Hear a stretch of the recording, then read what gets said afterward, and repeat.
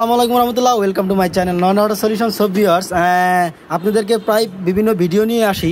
এটা হচ্ছে ইসোনিকের মাদারবোর্ড, এটা হচ্ছে ইসোনিকের 61। তো ইসোনিকের 41, 61, 81 মাদারবোর্ডগুলোতে প্রায় কিছু না কিছু রোগ বা কিছু না কিছু প্রবলেম হয়ে থাকে।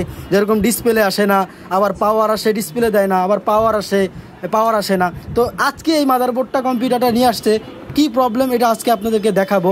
তো আমি হচ্ছে কম্পিউটারের যে পাওয়ার সাপ্লাই লাইনটি, এই পাওয়ার সাপ্লাই লাইনটি দিয়ে ফেললাম। তারপরে হচ্ছে আমি এই ভিতর থেকে শর্ট দিয়ে একটু সুইচের যেই শর্ট দিয়ে আমি একটু ওপেন করব, আপনারা একটু ফলো রাখেন।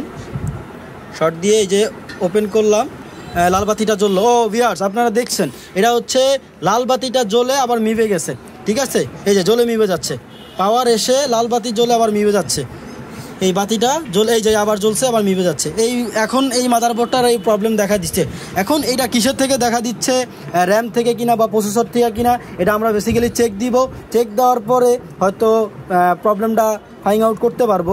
আশা করি বেশিরভাগই এরকম পেয়ে থাকি যে মাদারবোর্ড থেকে মূলত প্রবলেম হয়, আবার মাঝে মাঝে প্রসেসর থেকে পাই, প্রসেসরের শর্টের থেকে মূলত এরকম প্রবলেম হয়ে থাকে।